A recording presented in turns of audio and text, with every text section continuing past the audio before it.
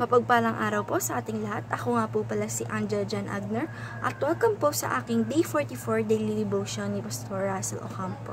Para po sa ating devotion ngayong araw ay ang panibagong series about 7 principles to achieve our God-given goals. At ang topic po natin ngayong araw, September 9, 2024 ay define your God-given goals. At ang scripture po natin ngayon ay Ephesians 2 verse 10. For me, we are His workmanship, created in Christ Jesus for good works, which God prepared beforehand that we should walk in them. Sa Tagalog naman po, sapagkat tayo'y Kanyang pinakamahusay na gawa na nilalang kay Kristo Jesus para sa mabubuting gawa na inihanda ng Diyos ng una pa upang siya nating lakaran. Teaching number 1, purpose, we are good workmanship. Tayo lahat daw po ay may purpose at ang purpose po ng bawat isa ay nakatatak na ito sa isip ng ating Panginoong Diyos. Siya po ang nagbigay ng purpose ng bawat isa. Sabi din po na tayo ang pinakamagandang nilikha ng Panginoong Diyos na kahit pa hindi pa tayo sinisilang ay nasa isip na ng Panginoong Diyos ang purpose natin.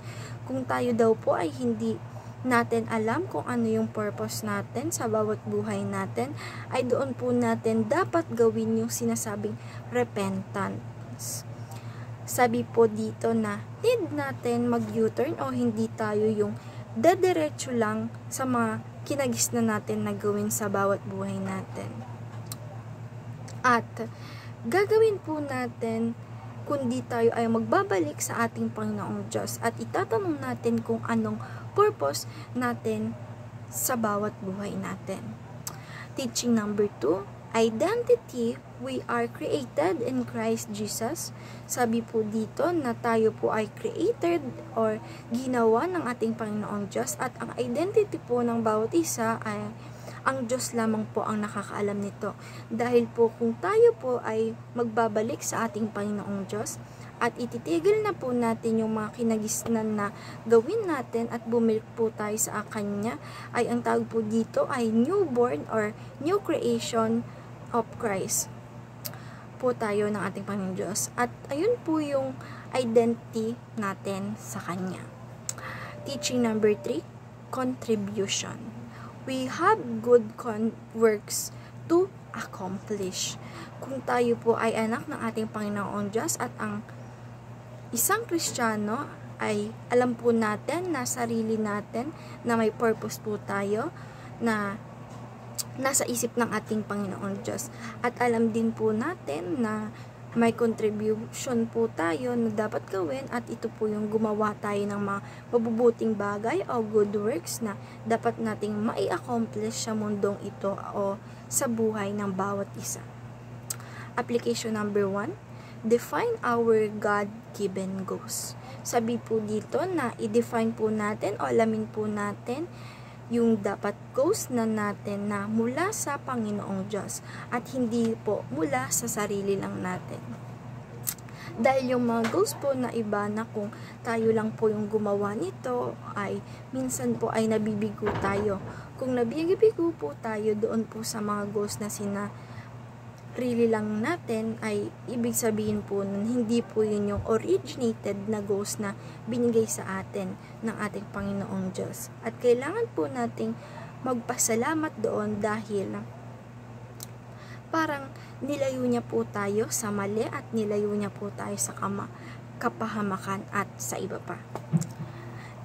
Application number 2, define who are in Christ. Sabi naman po dito na alamin po natin o i-define po natin na kung ano tayo sa ating Panginoong Diyos.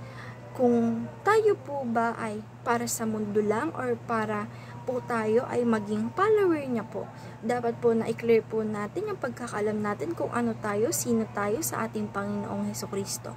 At ang pinaka dapat na tayo ay maging follower ng ating Panginoong Diyos tayo po ay gumawa ng mga mabubuting bagay, sumunod sa utos niya at magpatuloy na magtiwala at manampalataya sa Kanya dahil tayo po ay creation niya. Application number 3, define our specific contribution. Sabi naman po dito na dapat alamin po natin o define po natin kung ano po tayo talaga yung specific contribution natin sa ating Panginoon Diyos o sa langit. Dahil kung tayo po ay o ako po ay estudyante ngayon, dapat po ay maging mabuti po akong estudyante, at kung ako naman po ay maging nanay, ay dapat po na ang specific contribution ko po ay maging mabuting ina sa mga anak ko at sa mga sa pamilya na bubuin ko. Ayun po dapat yung mga naintindihan natin or clear po natin yung specific contribution natin na dapat binibigay natin sa ating Panginoong Diyos. Discussion, what are your God-given goals? Para po sa akin bilang estudyante na patuloy na nanampalataya sa ating Panginoong Diyos at nagtitiwala sa Kanya, sa tingin ko po ang aking God-given goals ay maging mabuting anak at maging mabuting estudyante at maging daan sa pamilya ko na para mas maipalapit sila sa ating Panginoon Diyos. At ang huli ay maging mabait na anak at masunurin at malayo sa mga temptation, dahil po ngayon marami na pong mga kabataan na napapariwara na po, at siguro po ngayon pong generation namin ay dapat po na umiwas kami sa mga ganun, dahil ito po yung kasalanan ng Panginoon, kasalanan natin o magiging kasalanan natin sa ating Panginoon Diyos kung magagawa po natin yung mga ganun, dahil hindi po yun makakabuti sa amin, at ang goals na dapat ibinigay ng Panginoong Diyos sa amin buhay ay hindi po yun. At alam ko po na maraming goals, na magandang goals ang binigay ng ating Panginoon Diyos sa atin, sa bawat isa. At ayun lamang po ngayong araw. Maraming salamat. God bless.